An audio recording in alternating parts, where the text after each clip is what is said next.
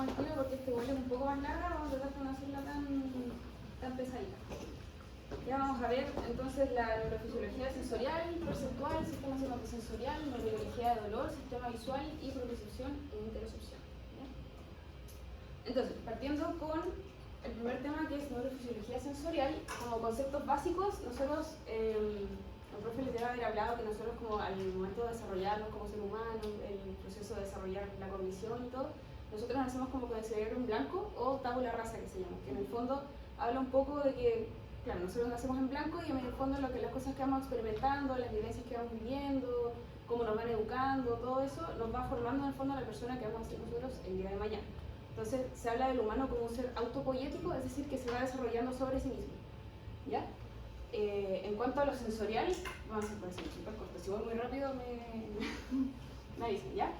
Está esta imagen que en el fondo nosotros podemos partir de lo más básico que es la recepción de un estímulo hacia nosotros. Entonces, por ejemplo, si ponemos un estímulo auditivo, el ladrido de un perro, el ladrido de un perro yo lo voy a codificar a nivel, por ejemplo, del nervio auditivo como frecuencias, lo voy a traducir como el idioma del cerebro, ¿no es cierto? El idioma del cerebro son en el fondo potenciales de acción, así se comunica. ¿Ya? Entonces yo paso esta onda de sonido aquí a los huesos del cerebro, después el nervio óptico, pero después yo lo paso a lenguaje del cerebro que son potenciales de acción. Entonces yo después puedo codificar ese sonido en un lenguaje que el cerebro sí entiende. ¿Ya? Eso se llama el fenómeno sensorial. ¿Ya? Solo habla de la transducción de los estímulos a través de los receptores especializados, es decir, por ejemplo, los receptores meganosensoriales, los termosensoriales, etc. Y lo sensorial, lo importante es que es objetivo. ¿Ya?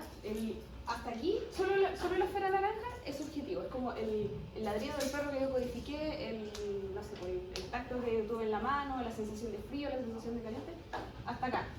Nosotros hablamos de que lo sensorial llega más o menos hasta las cortezas primarias. ¿Saben lo que son las cortezas primarias? No, por ejemplo, yo estoy viendo hacia afuera y veo árboles, esa información lo primero que llega, ya que tengo el ojo aquí, estoy viendo, ya no sé, una manzana. Esta información llega y pasa por el nervio óptico, se traduce a potenciales de acción, por supuesto, y llega, a ver, parece que la siguiente, ya, a una corteza primaria. La corteza primaria es donde recién primero llega el estímulo que yo estoy viendo, ¿ya? No se procesa y todavía no le asocio ninguna emoción, nada, es el estímulo puro y duro. Hasta acá se habla de que estamos hablando de sensorialidad y que es objetivo. Lo que pasa es que después esta sensación objetiva yo la interpreto. Por ejemplo, si sigo con el ejemplo del perro, yo puedo tener distintas interpretaciones de un mismo estímulo. Por ejemplo, yo de chica me mordió un perro a los 3 años, entonces ahora veo un perro y me muero de miedo. Entonces si escucho un perro ladrar, por supuesto que voy a empezar a tiritar, voy a sentir la sensación de miedo, me va a palpitar, van a aumentar la frecuencia cardíaca. Y eso es porque al estímulo objetivo yo le estoy asociando elementos del hipocampo, que el hipocampo está relacionado con la memoria. Entonces yo me acuerdo del perro que me mordió, yo me acuerdo de cómo me sentí, son procesos de asociación también, porque puedo escuchar un perro, pero también quizá lo vi, entonces ahora estoy integrando el estímulo del ladrido con la visión del perro, etc. Pero aquí ya empieza a ser subjetivo, porque por ejemplo si a mí de chica no me mordió un perro, yo no voy a sentir lo mismo que en el caso de que sí me haya mordido, no voy a sentir miedo, quizá me encantan los perros, entonces me pongo feliz.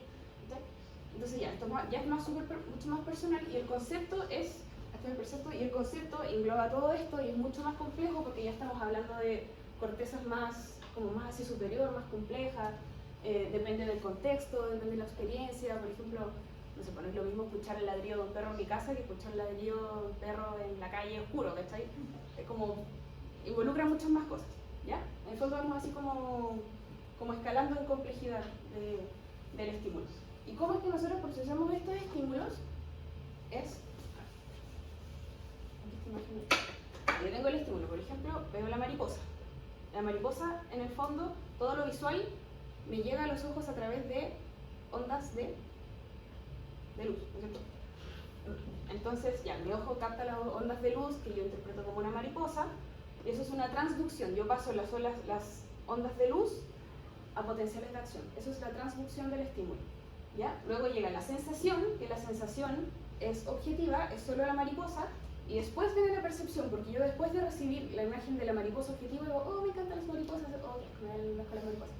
Entonces, y siempre es súper estereotipado, siempre va en estos puntos, en estos pasos. ¿Hay alguien más? Ah, hola. Eso, en el fondo aquí lo que les digo, la transducción, que es pasar el estímulo a los potenciales de acción, y la representación neural es cuando ya yo involucro hipocampo, es decir, involucro memoria, involucro contexto, involucro emociones. Y el percepto, esto es una mariposa, me gustan las mariposas o no me gustan las mariposas. ¿Bien? ¿Sí? Ya. Neuronas sensoriales. Nosotros tenemos las neuronas de primer orden. ¿Entienden a qué me refiero? ¿De qué estoy hablando? Yo tengo neuronas hasta el tercer orden. Igual lo vamos a ver después como rápido. Pero en el fondo las neuronas de primer orden son literalmente las primeras neuronas involucradas, hablando por supuesto siempre de lo sensorial, las primeras neuronas involucradas en el estímulo, es decir, las que van a recibir el estímulo. Porque yo tengo, por ejemplo, acá está la vela, y acá está el dedo, y acá hay una neurona que llega, por ejemplo, a la médula espinal, y después hace sinapsis con otra neurona que sube, y después hay otra neurona que va a la corteza prefrontal. Esta es la neurona del primer orden, esta es la de segundo y esta es la de tercero. ¿Ya? Eso. Entonces, dentro de las neuronas de primer orden, que son sensoriales, que en el fondo son las receptoras del estímulo hacia el sistema nervioso central, tengo sensoriales primarias, que son las que reciben ellas mismas el estímulo y lo codifican, por ejemplo las mecanosensoriales, que tienen ellas mismas el receptor y ellas mismas lo pasan a potencial de acción, o las sensoriales secundarias, que no pueden procesar el estímulo por sí mismas, pero están conectadas con una que sí puede. ¿Ya? Por ejemplo, las células del nervio auditivo, porque el nervio... ¿Pasaron el nervio auditivo? Ya, bueno, pero las células ciliadas, que en el fondo son las que captan las ondas de sonido, en el fondo, no son las que los traducen al tiro a ondas potenciales de acción, están conectadas a otra neurona, y esa segunda neurona es la que sí lo puede traducir. ¿Ya? Pero lo importante es que todas las neuronas sensoriales, como son sensoriales, tienen que tener un campo receptivo. ¿Ya? ¿Qué es un campo receptivo? Ya, nosotros, así como definición del libro, el campo receptivo es la región del espacio en donde la presencia de un estímulo va a cambiar cómo está descargando la neurona que yo estoy estudiando. Esto se puede referir a que, por ejemplo, una neurona aumente la frecuencia de potenciales de acción que está disparando o disminuya, pero hay un cambio en el fondo. Ya, como se estimula, se estimula. Lo voy a explicar mejor. ¿Ya? Por ejemplo, si yo puedo tener células osmorreceptoras que van sensando el cambio de osmolaridad en el plasma, pero por ejemplo funcionan de un rango de, no sé, 150 milimoles a 170 milimoles. Y si la sangre por promedio siempre está como cerca de 280, 300, a no ser que la sangre esté como con las concentraciones muy bajas, no va a disparar porque no está dentro de su rango de trabajo. ¿Ya? Es como eso, es como el rango dentro del cual una neurona como que se activa o es sensible a los estímulos. ¿Ya? Ahora, morfológicamente los campos CR, campos receptivos, por si acaso, tienen organización concéntrica, es decir, tienen un centro y tienen una periferia. Podemos dividir como el área en dos. Ahora, hay dos tipos como de área de campo receptivo. Uno es en donde en el centro, que se llama on-center, estimulo los potenciales de acción y en la periferia los disminuyo. Por ejemplo, acá está, no sé si alcanza a ver, pero acá está el estímulo, que es luz, por ejemplo. Estamos hablando de células de la retina. Si estamos hablando de una neurona receptora de la célula de la retina, que es on-center, y el estímulo de luz me llega al centro, va a aumentar los potenciales de acción que esté descargando esa neurona. ¿Ya? Si el estímulo de luz llega a la periferia, se van a inhibir. Entonces se ve que aumenta y acá disminuye, porque en esta parte produce que la neurona disminuya. ¿Se entiende? ¿Sí? Ya. Y después están los off-center, que es literalmente todo lo contrario. Si el estímulo me llega a la periferia del campo receptivo, aquí se va a estimular, entonces puede aumentar la frecuencia de potenciales de acción, y si llega al centro, disminuye la frecuencia de potenciales de acción. ¿Ya? Esto en el fondo me ayuda más que nada a discriminar mejor los estímulos. ¿Ya? Porque los campos receptivos no son, por ejemplo, ya que tengo un pedazo de piel así. Los campos receptivos no es como 1, 2, en realidad se superponen harto, entonces la gracia de que algunos sean on-center y off-center es que me ayuda a discriminar mejor qué punto del que estoy estimulando yo. ¿Ya? La primera pregunta que le sopleaste, bueno. ¿Cómo definirían el campo receptivo de una neurona osmoreceptora en el hipotálamo paraventricular? Que ahora saben cuál es el campo receptivo de una neurona.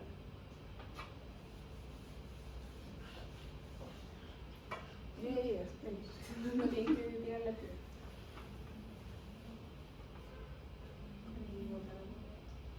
Son zonas donde detecta más concentración osmolar que en otras, ¿no?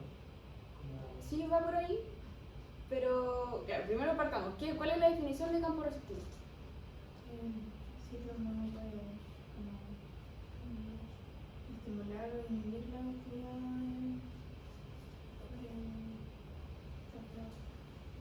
Claro.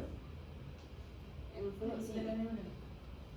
Se habla de, por ejemplo, de sitio como lugar físico, pero en realidad, en el caso de una osmoreceptora, no hay como sitio físico que sense, ella sensa en el fondo osmolaridad plasmática. Entonces, en el fondo, yo prefiero decir como rango de activación, sea espacio físico, sea osmolaridad, sea temperatura, lo que sea. Ya, pero entonces sabemos eso, que el campo receptivo es el lugar en donde la neurona, en presencia de un estímulo, va a cambiar su frecuencia de disparo. Puede aumentarlo, puede disminuirlo. Ya, si nosotros estamos hablando de una neurona osmoreceptora, ¿qué es lo que va a sensar? Osmoles. Ya, ahora sí.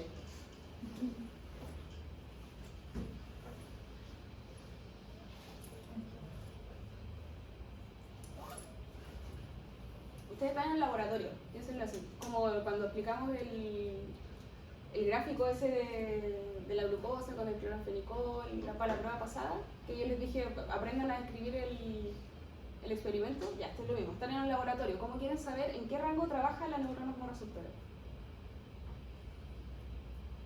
Cambiando la osmolaridad y viendo la actividad que desencadena dicha. Exactamente. Es eso. En el fondo pongo un sensor dentro de la neurona que quiero estudiar, en este caso osmoreceptora, y voy cambiando la osmolaridad a la que la estoy exponiendo. Entonces, por ejemplo, si yo veo que ya, no sé, los 270 milimoles empieza a disparar, yo digo ya, acá empieza el campo receptor de la neurona. Y después veo que a los 310 deja de disparar, determino un rango de trabajo. Entonces digo ya, el campo receptivo de esta neurona es tanto. ¿Ya? Si yo les cambiara, por ejemplo, una neurona, no sé, termorreceptora y una mecanoreceptora. Presión. Claro, presión y el lugar donde voy presionando también por usted. Pero eso, súper, ya. Bien. Ya, entonces siguiendo la misma idea, ya que saben todo muy bien lo que es un campo receptivo, ahora cómo discrimino yo entre dos puntos cuando me están estimulando dos puntos al mismo tiempo. ¿Ya? Aquí, no sé si se alcanza a ver, pero es un círculo que tiene como muchos campos receptivos así. ¿Ya? Y se está estimulando con un compás los dos puntos verdes que están ahí, estos dos campos receptivos, ¿ya? Que no están pegados, pero están cerca. Esto va a depender principalmente de tres factores, ¿ya? Va a depender de la densidad de los receptores, es decir, cuántos receptores tengo yo en cierta área, porque ahí siempre lo necesito mucho más explicativo. Esto es un pedazo de piel. Va a depender de la densidad de los receptores, porque no es lo mismo que yo tenga uno y dos receptores a que yo tenga 1, 2, 3, 4, 5. Es distinto porque si yo, por ejemplo, pongo, en X razón, en caso de que yo no tenga un campo receptivo acá y hago el estímulo acá, no se va a procesar en el fondo. Pero aquí, independiente de donde caiga, sí o sí va a tocar un campo receptivo. ¿Ya? Entonces podemos decir que a mayor densidad de receptores, va a tener mayor o menor discriminación. Mayor discriminación. ¿Cierto? Ya, eso. Cuando yo digo tengo un menor umbral de discriminación, ¿qué entienden ustedes? No, en el fondo, si yo digo menor umbral, Que no puedo distinguir bien como que... todo lo contrario. Si yo tengo menor umbral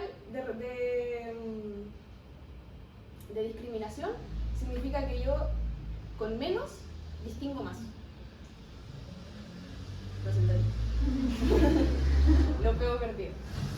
Menor umbral de activación significa que, por ejemplo, en el caso de que fuera una mecanoreceptora, yo tengo que hacer menor presión para decir, ah, acá me están estimulando. Es más sensible. ¿Me entiendes? Por ejemplo, es como, no sé, por potencial de acción. Si yo tengo un menor umbral de activación para el potencial de acción, necesito poco cambio de voltaje para que se dispare. Pero acá, por ejemplo, que esté más alto, no voy a llegar nunca al umbral porque tiene el umbral muy alto. ¿Se entiende? ¿Ahí lo ven? Chicos, si no entienden de verdad, díganme por favor. ¿No? No entendí cuando lo dijiste antes, como que va a ser más fácil de... Claro, necesito menor intensidad de estímulo para que se procese como estímulo. Eso. Entonces, a mayor densidad yo tengo menor umbral. Ahora ahí sí, menor umbral de discriminación, es decir, tengo más agudeza perceptual. Porque, ya esto aquí lo dice el profe, como no creo que se me pregunte, pero como para que no. Destaco perceptual porque yo cuando tengo un estímulo, yo tengo que serme consciente del estímulo, me tiene que significar algo. Porque es distinto, por ejemplo, hay veces que uno lo tocan y no siente. Pero es distinto cuando lo tocan y yo en mi cabeza digo, ah, ya me están tocando la mano, me están tocando el brazo, me están tocando, no sé, el cuello. ¿Entendés? Me tiene que hacer sentido a nivel cortical. ¿Ya? Por eso se dice perceptual, porque se acuerdan que el percepto involucraba conciencia del estímulo. Bien, por eso. Porque yo no puedo discriminar dos puntos si yo no me estoy dando cuenta que me están tocando un punto. ¿Me entiendes? Ya. Entonces, densidad, tal. El tamaño. Si yo tengo el mismo pedazo de piel y yo tengo receptores de este tamaño versus campos receptivos de este tamaño, yo puedo poner, por ejemplo, dos puntos, superpuntos acá, pero van a caer en campos receptivos distintos. Pero si yo pongo los mismos dos puntos acá, van a caer en el mismo campo receptivo y se va a interpretar como un puro estímulo. ¿Ya? Y lo último es el grado de convergencia. El grado de convergencia se refiere a esto. ¿Se acuerdan que habían vías neuronales convergentes y divergentes? Las convergentes son que tiene una, vienen dos, vienen tres, y todas se juntan en la misma y siguen. Entonces sigue como una sola señal. Pues la divergencia es cuando yo vengo con una y se ramifican tres distintas, entonces van tres señales distintas. ¿Ya? El grado de convergencia va a determinar qué tanto discrimino yo entre dos puntos, porque por ejemplo, con el ejemplo del compás, aquí claramente son dos campos receptivos súper distintos, pero vemos que las dos vías estimuladas convergen en la segunda neurona, entonces va a subir como un puro estímulo. ¿Ya? Si yo tengo un grado de convergencia menor, es decir, no convergen tanto, por muy cerca que estén los dos campos receptivos, si no convergen, van a subir como dos señales distintas. ¿Ya? ¿Está ahí claro? Ya. Después vamos a ver el concepto de inhibición lateral, que tiene que ver mucho con el grado de convergencia, pero acá explico mejor lo del umbral. ¿Ya? Hay menor umbral en las zonas más sensibles de nuestro cuerpo. Es decir, yo en la mano, comparen la mano con el codo, que el codo no siente nada. Si se tocan así súper suavecito, ustedes sienten muy claro el estímulo. Contrario, así lo hacen en la espalda o lo hacen en el codo. Como yo siempre les hago que hagan con un compañero, que cierren los ojos y que le hagan así en la espalda. ¿Cuántos puntos te estoy tocando? Y van a cachar que a veces estáis así y no puede distinguir que son dos dedos distintos. Porque en la espalda tenemos un umbral de discriminación súper alto. Versus en la mano, que yo por ejemplo puedo estar pegado y yo voy a cachar si son dos puntos distintos. Porque tengo un umbral de activación por acá abajo. Ya, eso van a hacer el... ¿Alguien tenía una pregunta, no? ¿No? Ah, ya. ¿Ya se entendió lo del umbral? ¿Ahí sí? Ya, genial.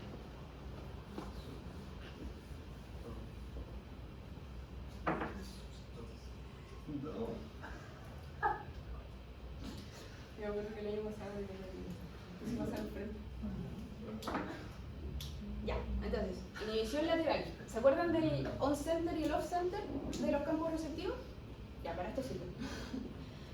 En el fondo, ya, se usa con este ejemplo. Les voy a explicar el gráfico primero. Yo tengo aquí un campo receptivo que es on-center. Es decir, si yo estimulo el centro, voy a aumentar la frecuencia de potenciales de acción. ¿Sí? ¿No está ahí todo claro? ¿Ya? Y este es el campo receptivo on-center de la neurona B, es decir, de esta de acá. que está más verde. Pero indirectamente estoy estimulando otros campos receptivos de neuronas contiguas, porque acuérdense que estos son igual, se superponen harto. Entonces, ya yo estimulé full la B porque esta es una neurona on center, estoy al medio del centro del campo receptivo, entonces, bueno. Pero también se estimuló la neurona A y la neurona C, que están contiguas a la B, pero no con la misma intensidad de B. ¿Sí? Ya. Entonces, como yo estimulé B on center, significa que aumenté frecuencia de potenciales de acción y eso se va a traducir en una mayor liberación de neurotransmisores. ¿Ya? Es decir, B va a liberar más neurotransmisores comparativamente que A y C, porque A y C se estimularon pero en menor medida. Entonces van a liberar igual, pero mucho menos neurotransmisores que B. Esta es la primera neurona. ¿Hasta acá? Ya. Aquí bueno, ahí dice, aquí está el estímulo en el fondo y se evalúa aquí con un gráfico. Que en el fondo, esta es la descarga basal de una neurona, lo gris. Una neurona sin que la estén estimulando, descarga. Yo siento que no se ve.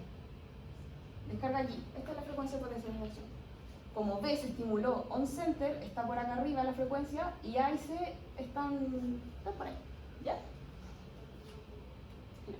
Llegamos a la segunda neurona entonces, y la segunda neurona, como recibió más neurotransmisores porque B se estimuló mucho,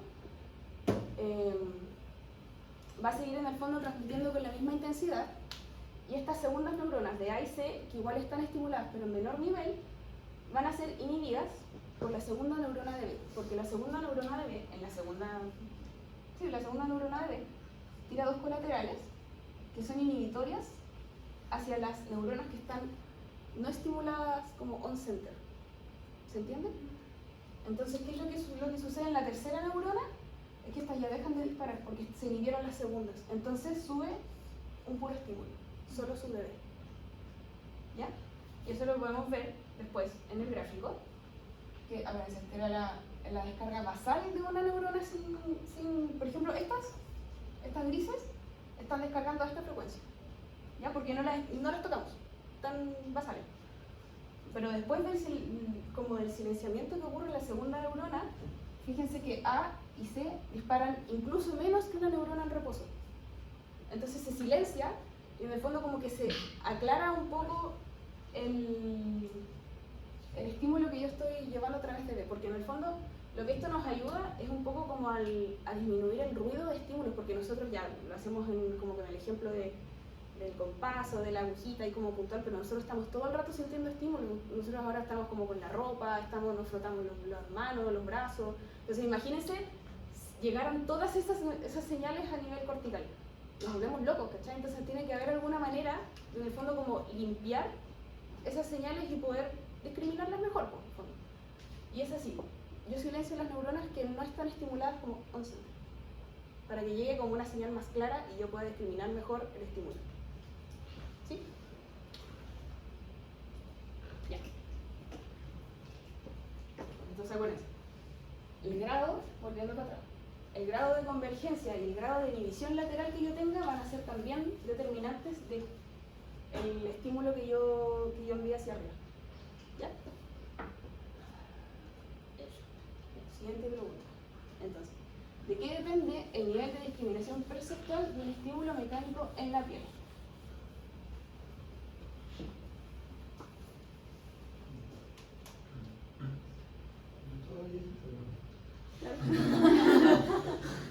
Ya sigamos. No, pero ya sí. Tamaño, densidad, convergencia y inhibición lateral. Ya, sí, pues en el fondo, pero ya, bien, lo mencionaron, pero tienen que explicarlo en la prueba. Mencionarlo no es suficiente, tienen que explicarlo. Es verdad, entonces ¿qué has dicho tú? ¿Tamaño primero?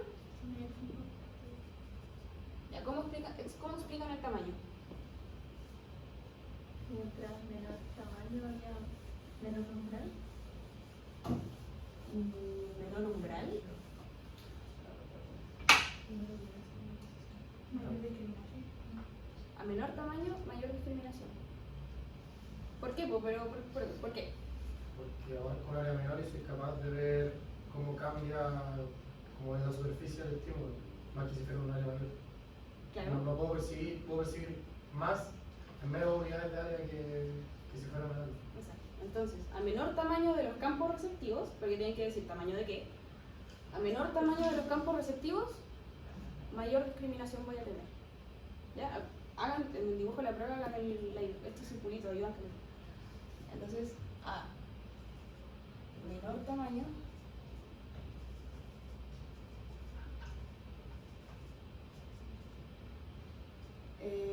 mayor discriminación.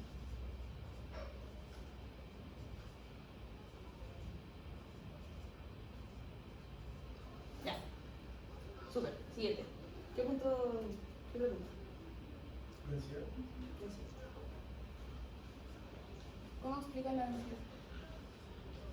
A mayor más densidad o un umbral de error. A mayor densidad en los campos receptivos, menor umbral. ¿Por qué?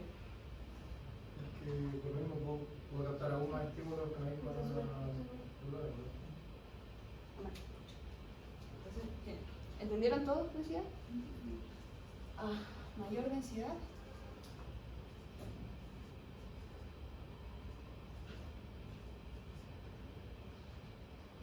Mayor. ¿Se acuerdan del concepto que decía?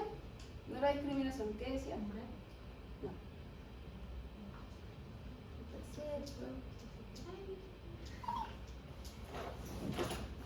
Mayor agudeza.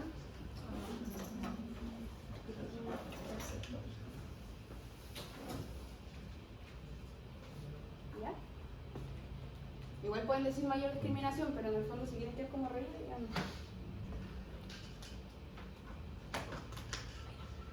Ya, ¿qué más?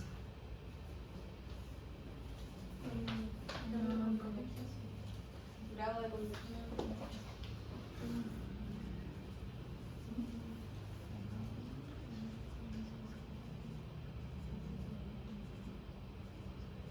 Ya, ¿cómo me explican el grado de convergencia?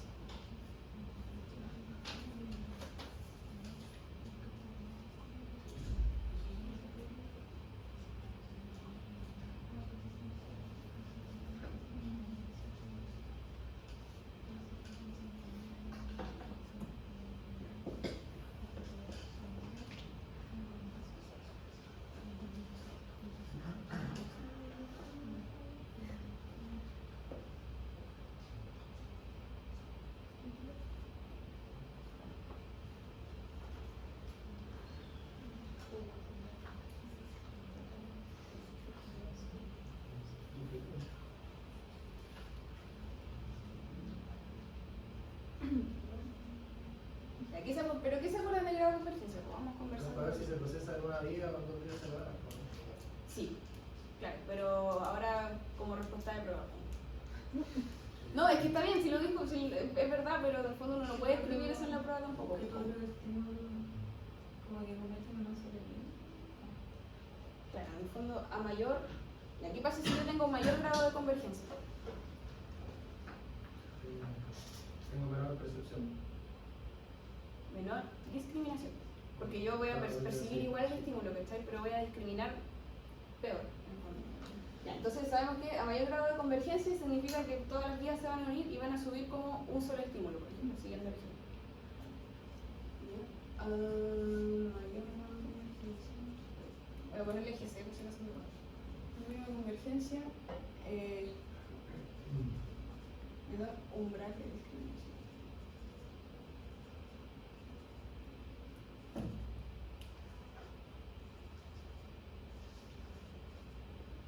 Si van a, no pongan discriminación sola, pongan mejor umbral de discriminación porque es como más políticamente correcto. Yo creo que el profe entenderá lo que van, pero ustedes saben que a veces no es ahí como con las palabras. Y sí, eso. Y aquí acuérdense de mencionar sí o sí la inhibición lateral, el grado también de inhibición lateral, que son como conceptos súper parecidos, pero igual son como distintos. Entonces cuando mencionen grado de convergencia, tírenle ahí por ahí. Grado de inhibición lateral. ¿Ya? Bien. Sí.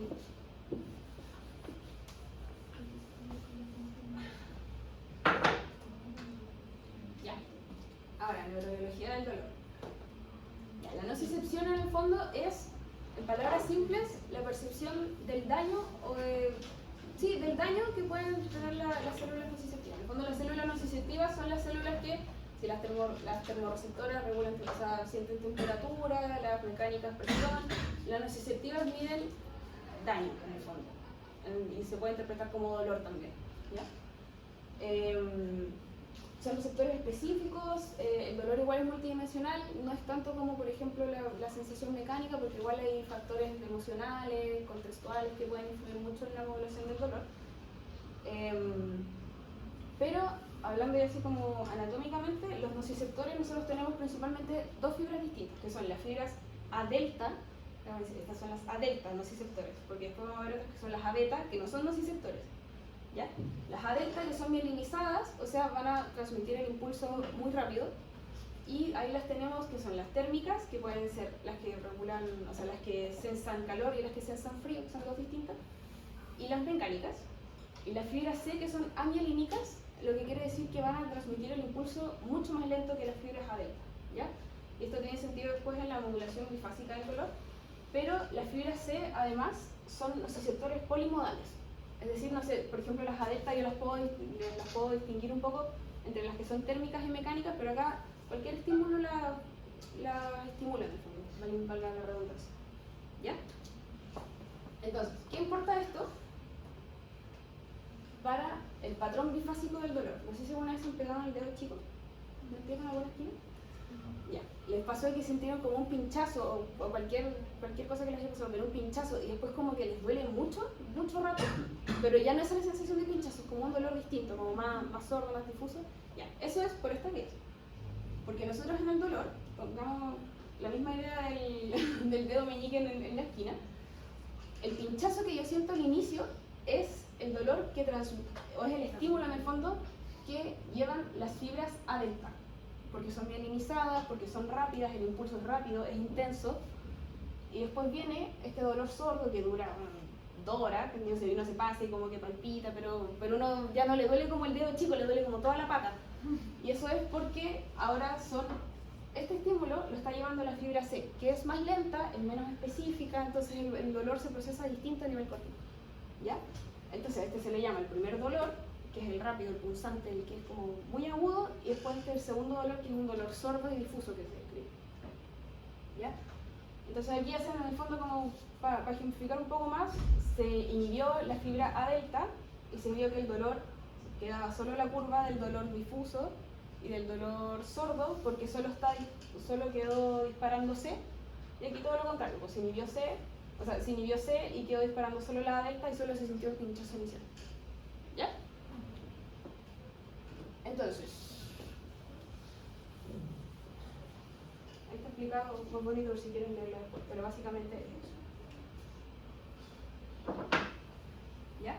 Nosotros tenemos distintas maneras de regular el dolor endógenamente, porque nosotros siempre vamos a administrar fármacos y todo eso, pero a nivel endógeno nosotros tenemos principalmente dos mecanismos mediante los cuales nosotros podemos como apagar o manejar este dolor.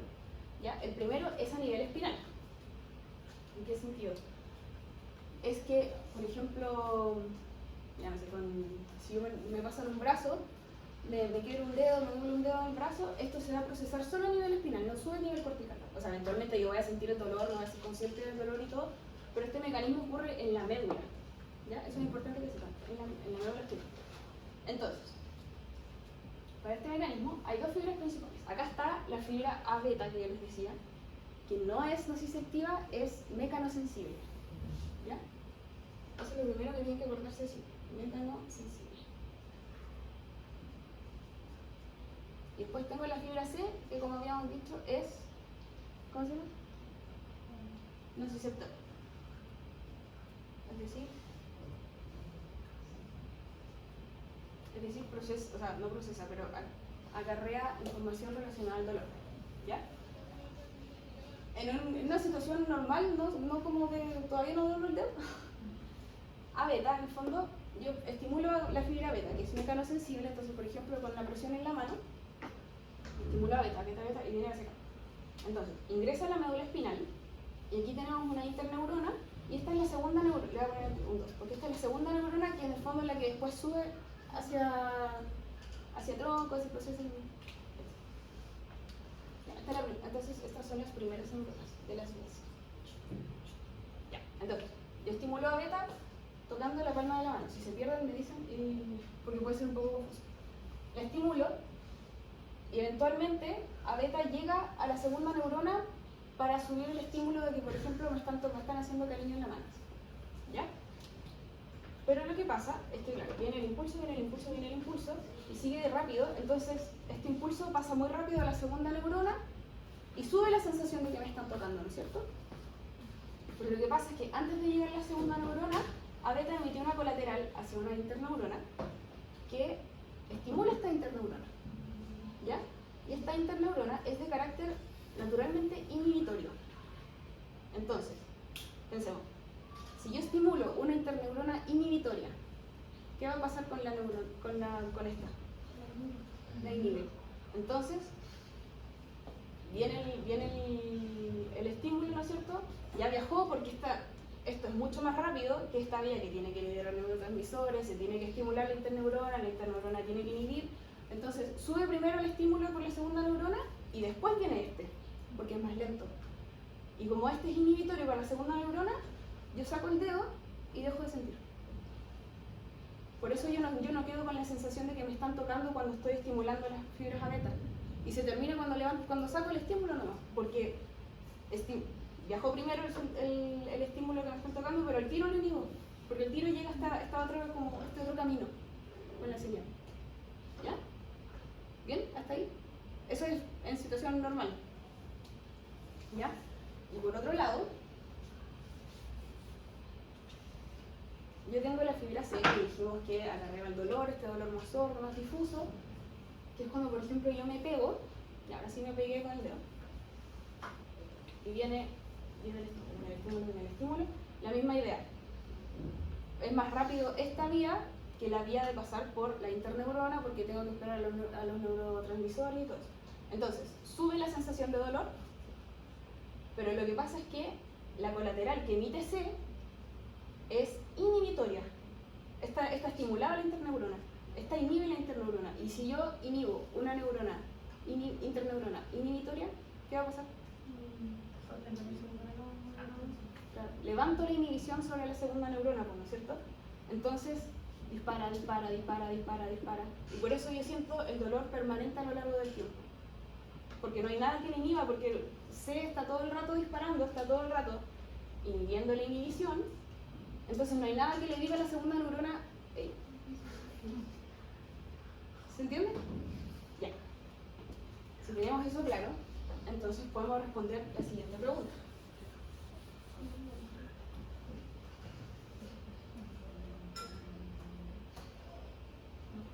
¿Por qué creen que podemos sentir alivio al frotarnos en la zona de una piel que es visual?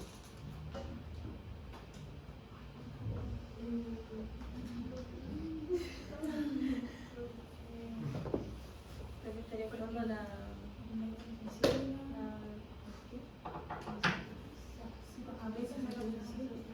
A beta es mecanosensible. Estimulando la interneurona inhibitoria. El estímulo doloroso no pasa a la siguiente palabra más. Primera, que me voy a responder a la primera. Bueno, eso. ¿Entendieron? ¿Cacharon? Lo vamos a explicar. Ya. Entonces, ¿cuál es tu nombre? Ya, lo que le hice decir. Entonces, yo me pegué en el dedo. Entonces está todo el rato disparando la segunda neurona porque se levanta la inhibición de la interneurona sobre la segunda neurona. Entonces esta dispara. Pero cuando uno se pega y se hace así, es verdad que el dolor disminuye, y eso se explica porque cuando yo me froto, que es un estímulo no nociceptivo, no me va a provocar daño o hacerme cariño o frotarme, estoy estimulando a beta, que es mecanosensible. Entonces ya, esto está disparando todo esto, pero ahora estimulé a beta, que viene hacia acá, envía la sensación de que me están tocando hacia arriba, pero además ocurre lo mismo que ocurría en situaciones normales, que es que la colateral estimula la interneurona, que es inhibitoria. Entonces yo empiezo ahora a inhibir a la segunda neurona. Y como la segunda neurona es la vía de convergencia de tanto C como A beta, dejo de transmitir dolor.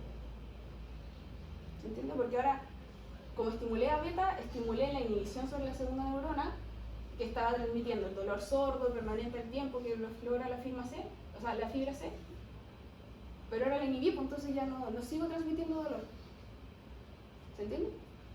¿Quedan más claros? ¿Sí? Ya. Bien. Ya. Esa es la vía entonces medular, en el fondo, como más local. Ahora, ¿qué pasa cuando nosotros nos fracturamos o se nos sale la pierna o nos luxamos, dolores horrendos? Ocurre lo siguiente, que esta modulación del dolor a nivel espinal ya no es suficiente, porque eso es como para golpes en la pared o cosas mucho más piola, pero cuando por ejemplo son descargas de nociceptivas muy grandes, como por ejemplo una fractura expuesta, ahí nosotros empleamos una regulación que es ya a nivel encefálico, es decir, empieza de más arriba.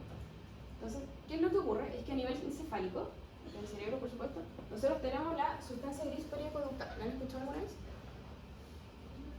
Sustancia gris periacueductal. Ya, la van a escuchar para la siguiente prueba. Pero en el fondo es un conjunto de neuronas, una población de neuronas que en este caso, lo importante de saber es que son neuronas que solo se estimulan frente a estímulos demasiado intensos, como fracturas. Y me explica por qué cuando me doblo la mano, me pego en el dedo chico en la esquina, no se activa la modulación encefálica del dolor, porque solo se activa con descargas demasiado fuertes. ¿Ya? Entonces ya, nos fracturamos y nos sale el hueso. Activo sustancia gris periacueductal. Ya, aquí van los puntos, por si quieren ir leyendo para que no se pierda. Viene de aquí el estímulo de la fractura. Voy a poner aquí fractura. Viene subiendo porque me fracturé el pie, por ejemplo. Entonces sube, decusa, llega a nivel cefálico, pasa por el tálamo, tiene que llegar a la corteza prefrontal y todo, pero antes de llegar a la corteza prefrontal, esta vía tira una colateral hacia la sustancia gris periacueductal. ¿Ya? Entonces yo recluto la sustancia gris periacueductal. ¿Está bien? Vale. Ya. Ahí son neuronas de alto umbral de activación y estas neuronas de la sustancia gris van a liberar opioides endógenos. ¿Saben lo que son los opioides? ¿Los fármacos opioides? Los opioides son un fármaco que en el fondo se usa para el manejo del dolor, pero son muy fuertes. ¿Ya? El opio, ¿nunca han escuchado el opio? Ya, el opio era un opioide. De ahí viene la palabra hecha. Nosotros tenemos opioides endógenos que nosotros mismos producimos, que entre esos está la encefalina. Y la gracia de la encefalina es que, dependiendo del lugar en el que se encuentre, tiene funciones distintas. A nivel cerebral va a funcionar como neurotransmisor, pero a nivel espinal funciona como un opioide. ¿Ya? Entonces, nosotros, eso es importante, que se acuerden que aquí a nivel cerebral actúa como neurotransmisor. Entonces, se estimula la sustancia gris periacueductal, yo libero encefalina. Y encefalina va a ir a reclutarme al núcleo tegmental ventral, al núcleo del rafe dorsal y al locus ceruleus, que son tres áreas también. ¿No lo he escuchado? ¿Sí? Ahí. Ya, esta encefalina entonces me recluta estas tres áreas. Estas tres áreas, a su vez, cada una libera un neurotransmisor distinto. El área tegmental ventral va a liberar dopamina, el locus ceruleus noradrenalina y en los núcleos del rafe dorsal serotonina. ¿Ya? Esta dopamina, serotonina y noradrenalina, ahora la vía tiene que bajar, ¿no es cierto? Entonces van a llegar de nuevo a nivel medular, donde a nivel medular van a actuar como opioides endógenos, o sea, van a estimular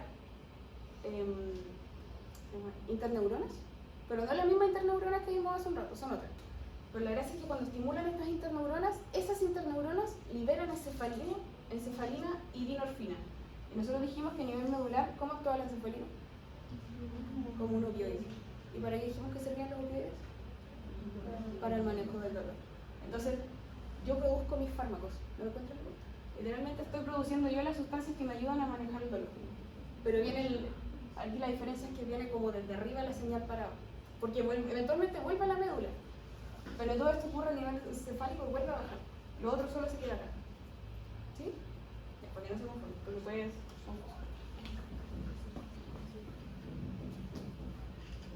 Ya, justo aquí les puse una diapositiva para que se vean los opioides.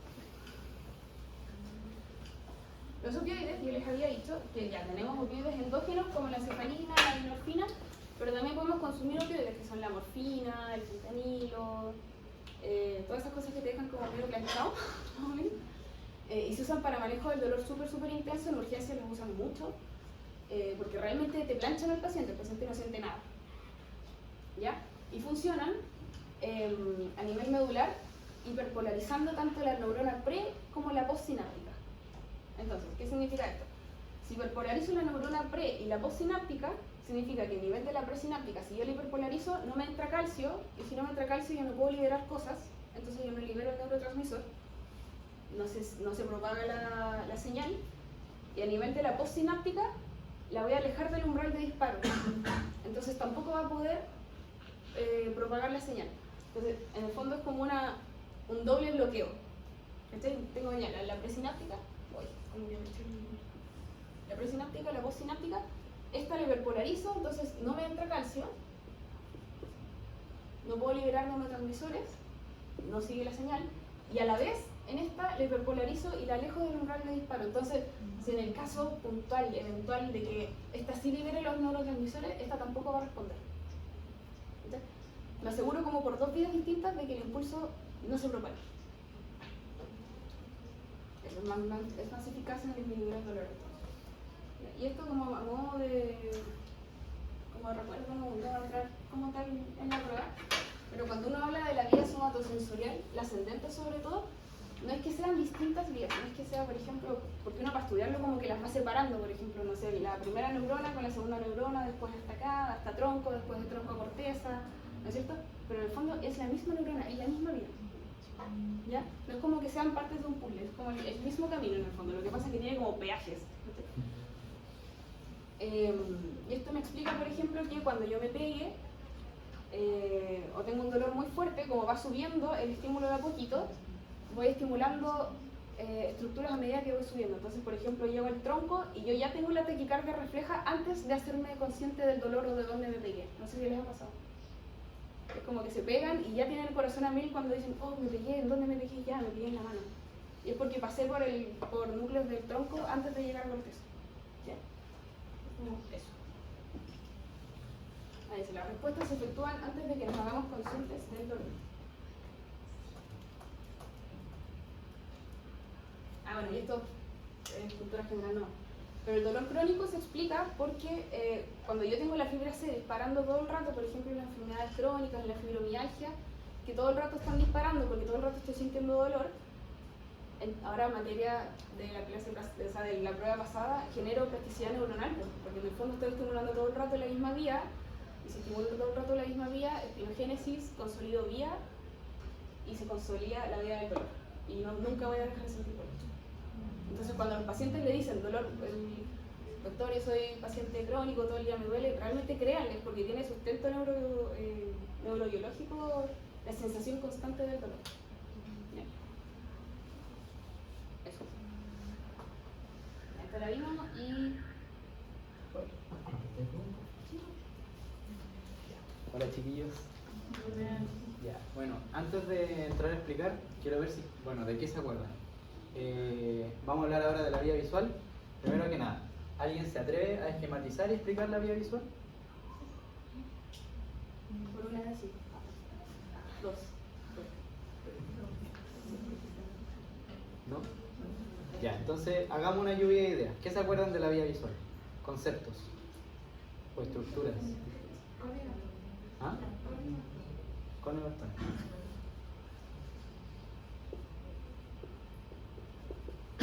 ¿Qué son los conos y bastones?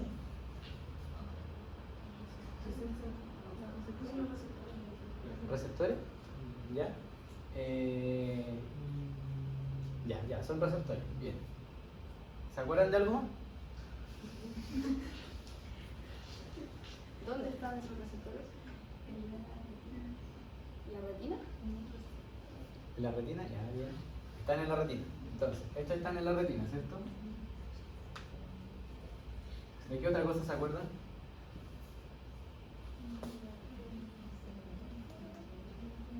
¿Se acuerdan qué estimulaban estos conos y bastones? Estímulo lumínico. Ya, si reciben estímulos lumínicos, sí, generan un potencial de acción que se propaga. ¿A dónde se propaga?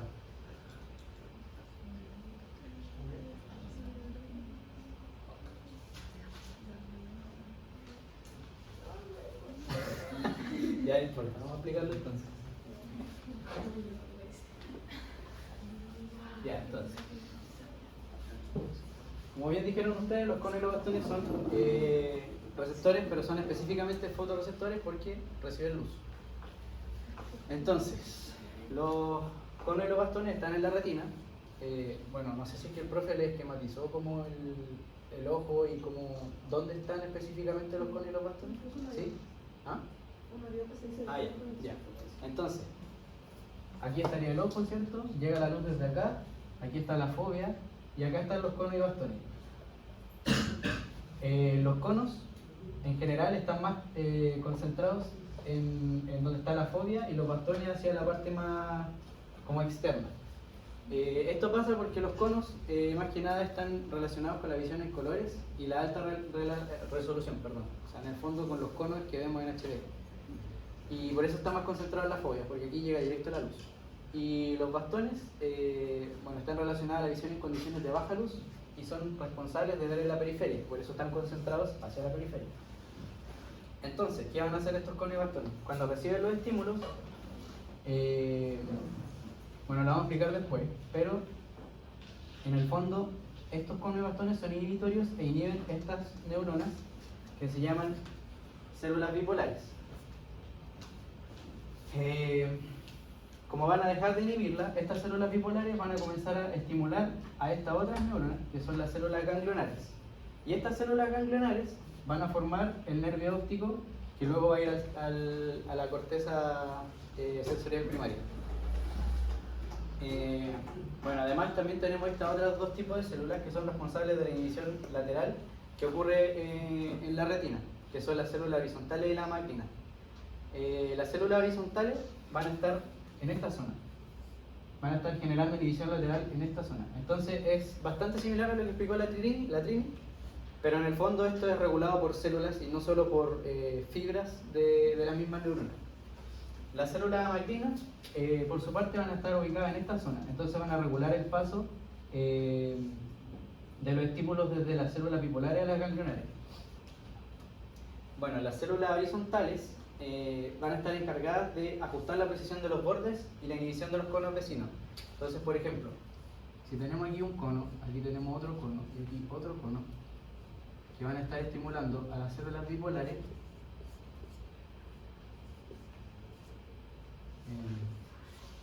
y nosotros estimulamos este cono, las células horizontales van a estar aquí. Y al estimularse este cono, este mismo cono también va a estimular a la célula horizontal y esta célula horizontal va a inhibir a los otros conos. Eso va a hacer entonces que este estímulo sea percibido con mayor intensidad que estos otros. Y que en el fondo el estímulo no pase por las vías como que están a los lados. Y bueno, la célula macrina está encargada de la regulación temporal de las señales. En el fondo de que no pasen tantas señales todo el rato. Y así no. Ya. Aquí está explicado un poco más en relación al potencial de acción. Entonces, la traducción del estímulo visual. Primero nosotros tenemos la corriente de oscuridad, que en el fondo quiere decir que cuando no hay nada de luz, los fotorreceptores van a estar siempre descargando glutamato a la célula bipolar. Pero el glutamato va a ser inhibitorio, por lo tanto, en condiciones de oscuridad, el fotorreceptor va a estar inhibiendo a la célula bipolar. En cambio, cuando llega luz, el fotorreceptor va a dejar de liberar glutamato a la célula bipolar se va a excitar y va a traducir el estímulo a la célula ganglionar. Entonces acá podemos ver el potencial de acción. Acá está en reposo, sin estímulo lumínico. Entonces cuando llega el estímulo, el fotorreceptor se va a hiperpolarizar, lo que va a hacer que deje de inhibir a la célula bipolar. Entonces la célula bipolar, en vez de hiperpolarizarse, se va a despolarizar y va a enviar el estímulo a la célula ganglionar. Y eso, bueno, también es importante que sepan que esto es por canales de calcio y de sodio que en el fondo están en el fotorreceptor. Y eso con respecto a esta diapositiva. ¿Sí? Ya. Ahora, acá está explicado un poco más a fondo, por así decirlo. Bueno, esto es en un bastón. Tenemos la rhodopsinina, que es un receptor en el fondo acoplado a proteína G, que es este que está acá. Entonces aquí va a llegar la luz y la rhodopsinina tiene un cromóforo en su sitio ortostérico que se estimula con una longitud de onda específica de luz. Entonces por eso es que nosotros en el fondo vemos colores, porque el cromóforo va a responder a ciertos colores solamente. Y eso es lo que nosotros traducimos como los colores y todo el tema. Bueno, este estímulo lumínico va a generar una isomerización y esa isomerización genera un cambio conformacional que va a activar a la transducina, que en el fondo es la proteína G. Y esta proteína G, bueno, como siempre va a empezar a moverse a lo largo de la membrana y va a activar a la fosfodiesterasa. Que bueno, ustedes vieron anteriormente que la fosfodiesterasa era constitutiva. En este caso no. En este caso está regulada por la proteína G. Y lo que va a hacer es romper los enlaces éster del GMP cíclico. Entonces disminuye la cantidad de GMP cíclico y eso cierra los canales. Que acá están los canales de sodio y calcio, como les había dicho. En resumen, cuando lleva un estímulo lumínico, se activa la fosfodiesterasa, disminuye el GMP cíclico y eso cierra los canales, por lo tanto se deja de inhibir la célula bipolar. Si hay dudas me dicen no, por si acaso. ¿Se entiende bien hasta el momento? Sí. ¿Sí? Ya. Bueno, ahora pasamos al siguiente tema, que es la propiocepción. En el fondo, la propiocepción se refiere al awareness of self, que en el fondo es como darse cuenta de uno mismo, ser consciente de cómo está mi cuerpo. Porque, por ejemplo, si ustedes cierran los ojos, son capaces igual de saber cómo están posicionados a pesar de que no se puedan ver. Y eso es por la propiocepción. Bueno, los músculos tienen dos tipos de receptores sensoriales, que es el órgano tendinoso de Golgi y el uso muscular. Vamos a pasar a definir cada uno. El órgano tendinoso de Golgi se encuentra en el tendón y tiene fibras gamma. Y bueno, va a detectar la tensión cuando el músculo se contrae. Entonces, ya. Entonces van a ver estas neuronas gamma, como dije, que van a estar en el tendón y van a ir desde el tendón. Imaginemos que este es un músculo. Aquí está el tendón. Acá va a estar el órgano tendinoso de Golgi. Van a estar las neuronas gamma, que va a ir a la médula. Y desde la médula se va a devolver una motoneurona acá al músculo que va a generar relajación. Entonces, por ejemplo, si ustedes tienen un esfuerzo grande sobre el músculo, el tendón se va a comenzar a estirar y el sobreestiramiento, mediante la neurona gamma, va a generar el reflejo de vuelta en una motoneurona que va a generar relajación en el músculo. Entonces, por eso cuando uno hace mucho ejercicio, luego el músculo no se puede contraer por este reflejo. Y creo que... A ver, avanza. Ya. No, el anterior.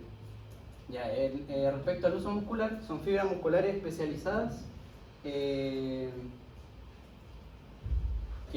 van a estar en... Bueno, es lo que expliqué en el fondo, sí, sí es lo que expliqué. Disculpen que tenga alguna confusión con los dos temas. Avanza no. Ya.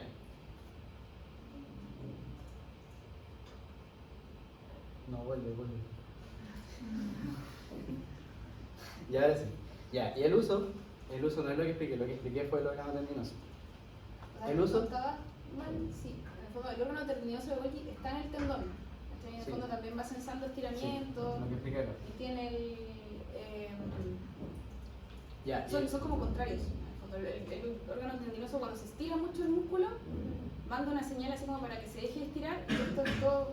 Perdón, cuando se contrae mucho el músculo, se estira el tendón porque se acorta el uso muscular, pero se alargan los tendones, ¿no es cierto? Cuando uno contrae mucho.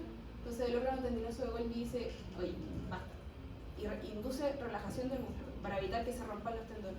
Y el uso muscular es todo lo contrario, cuando en el fondo sensa estiramiento del músculo y cuando sensa que el músculo está muy estirado, dice, hey, induce la contracción. En el fondo son como contrarios y van regulando en el fondo tanto el estiramiento como el acortamiento. Sí. Y bueno, como dijo la Trini, el uso detecta cambio en la longitud del músculo y genera ajustes en el tono muscular.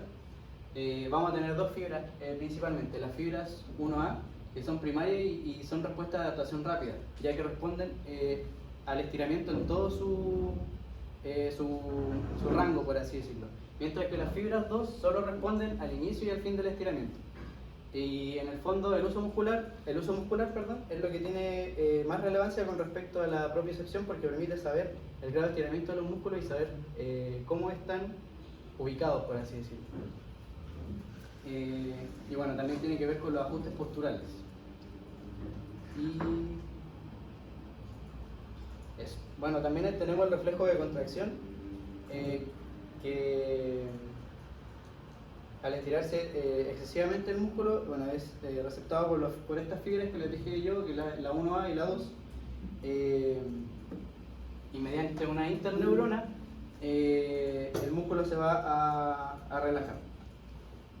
Eso creo, ¿está bien? ¿Sí? Igual si quedan dudas después pueden venir a preguntar. Sí. Pero ¿Y eso? Bueno, no alcancé a ponerles preguntas del uso y el órgano, pero si quieren les leo algunas a ver si es que pueden responderlas. O igual en la tarde puedo intentar mandarles el Word, que se acuerdan que les mandé la primera prueba, como con 4 preguntas tipo prueba. Voy a intentar mandárselo, no les confirmo nada, pero ahí podemos meter las preguntas de... Ya.